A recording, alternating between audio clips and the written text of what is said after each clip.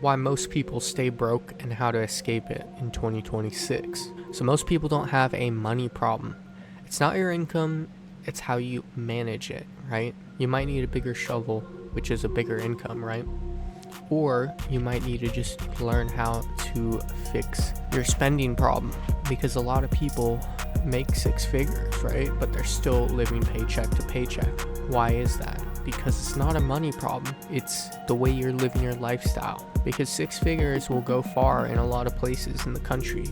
Of course, there are some cities where six figures is really not that much compared to the cost of living. They have a system problem. You can automate your banking, have certain portion go into savings, checking, investments, and you have to have a system in place so that way you don't just spend it all. So you have a system problem, so get a system set up to fix this. The invisible trap. So lifestyle creep, most people don't even see that. When they get a raise, their spending goes up and they don't even know this. That's why it's called the invisible trap. Easy access to credit. You might have good credit. You might have tens of thousands of dollars available on credit, and then you just spend it and you don't even realize that. So you have to be careful with that. And then your monthly subscriptions, there's hidden ones that you don't even know about, or you're not keeping track of them, and they all add up. You have your gym membership, you have your Spotify, you have your Netflix, you have your Hulu, all these subscriptions, right? You have all these different streaming services that you're subscribed to, all these different apps.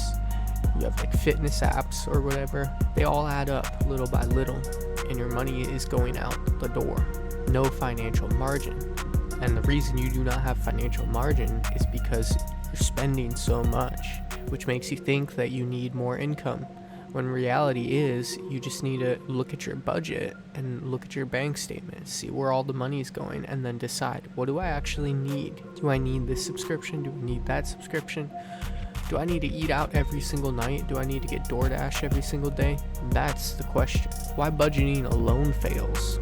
You need it to be willpower based. It can't just be, let me look at my budget once every 2 weeks, 2 months, That does not work. A budget will not fix your income instability.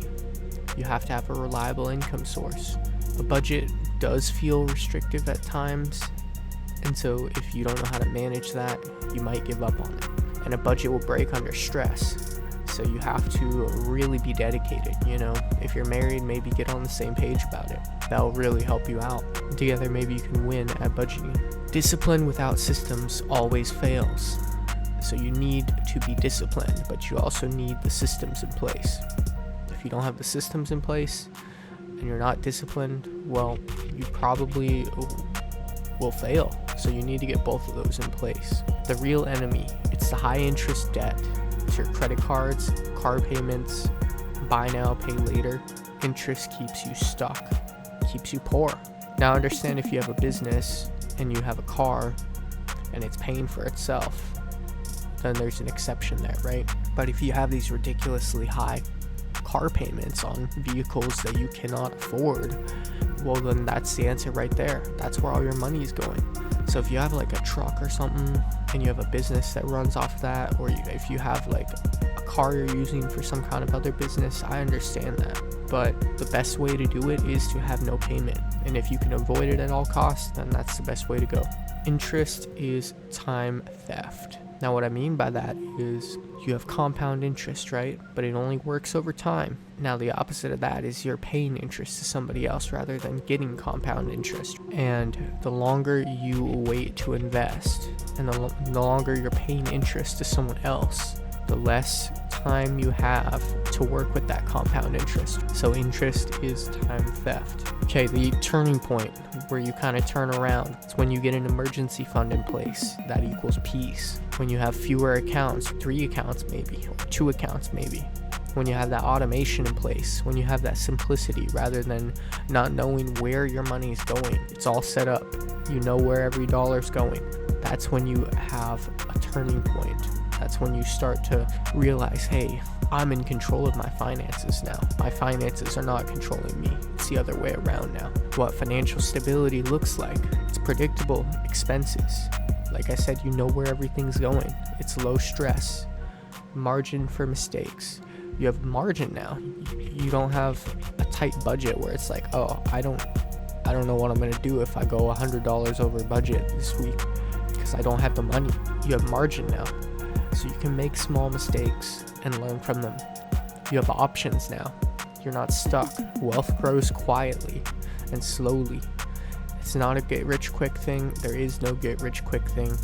You know, you have to be patient. You have to build something that brings value to somebody else, and that's how you get ahead. What actually builds wealth is time, consistency, boring investments, and patience.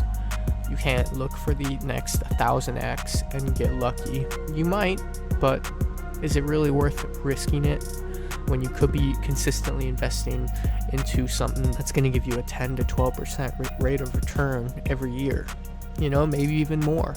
That's consistency with time that will build real wealth if you do that. Just be patient, you know? You can't be hasty about it. The mindset shift. Now this is a big one. Money is a tool. Detach your identity from your income. Stability before growth. Your mindset has to shift because money is a tool. It's not who you are. And stability comes before growth. And that's something you gotta know. Freedom isn't about having more. It's about managing it properly. It's about needing less. Start where you are, build systems, and stay consistent, and you'll get there. Alright, well, if you like this video, make sure you smash the like button, hit subscribe if you're brand new, and I will catch you in the next one. I post shorts every day. I'll see you later.